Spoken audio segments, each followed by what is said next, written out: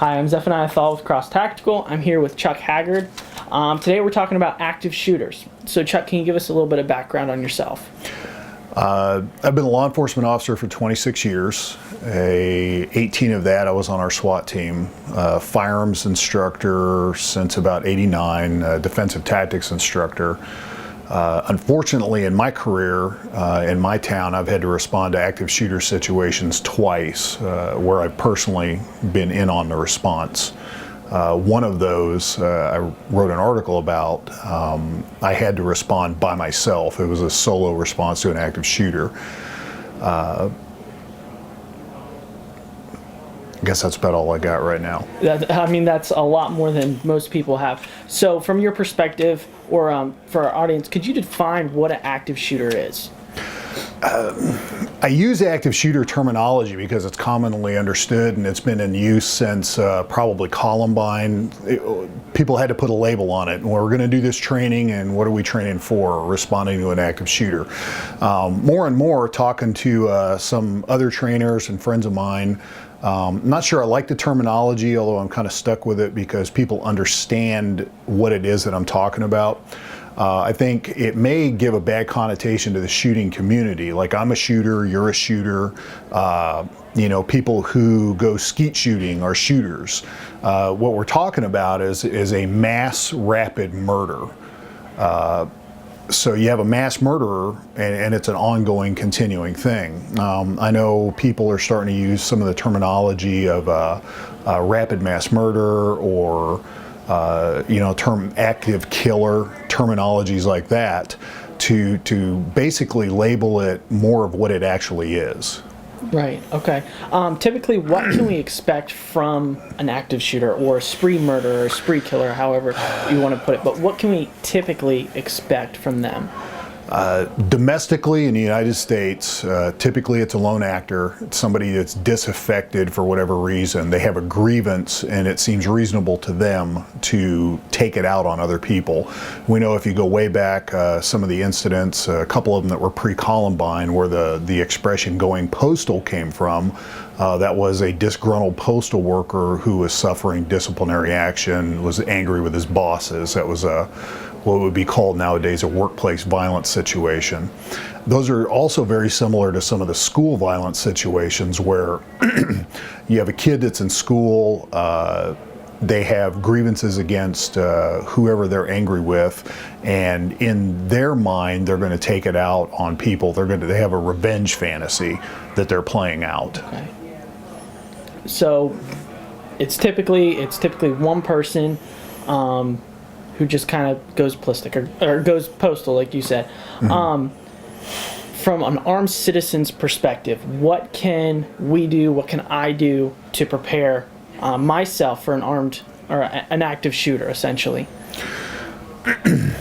One thing is awareness. These things happen. Situational awareness is always key. It doesn't matter how good you are, how much gear you are carrying and everything else. If your situational awareness is poor, you're never going to see whatever it is coming.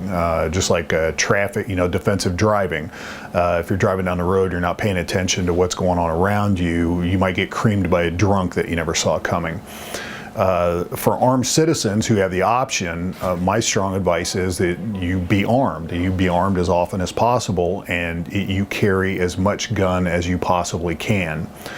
A lot of personal defense situations that people run into, like a parking lot mugging or something like that, may be arguably easily handled with something like a 5-shot snub or a 380, like a Ruger LCP, something like that.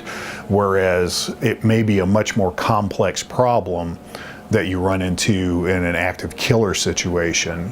There's been a lot, as you know, conjecture about woulda, coulda, shoulda with the Colorado movie theater shooting, where you have a bunch of bystanders. You have a complex shooting problem.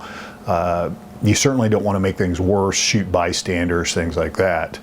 So being armed and then being as capably armed as you can be would be two things that you could do that would be extremely helpful in that type of situation for your personal safety, for your family's personal safety. Okay, so we can't rely on the police to intervene on our part in an active shooter because it's right here, it's right now. So we need to be prepared. What are your thoughts, real quick, on an active shooter bag? There's a lot of stuff going around on the internet about active shooter bags. What are your thoughts on them? For law enforcement, I'm going to say it's a really good idea because they're responding. You're like in a cop car, you're bailing out of the car, you're running into the situation. If you are caught in the situation, it is completely as a come-as-you-are event. The one event that I had to respond to, I was about 30 seconds out when we got the dispatch call of the shots fired. I bailed out of the car. This was before we had patrol rifles at my department. And you don't have time to, I've heard of guys in the LE situations talking about, well, I'm going to put on my plate carrier and I'm going to grab this. You don't have time. Well-known trainer Ron Borsch talks about, he also advocates solo responder or solo officer response or solo citizens saving themselves, saving their family in these situations.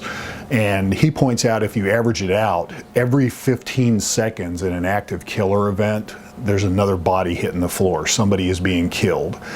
So if it takes you a minute to gear up, you got 4 extra dead people. If you are in the situation, for you to have an active shooter bag, if you think about what's the plan, am I going to run out to my trunk and grab my bag and then come back in? When you really think about that, that's just not a workable solution. The situation I found myself in, what I had on my person at that moment is what I had to go to the fight with.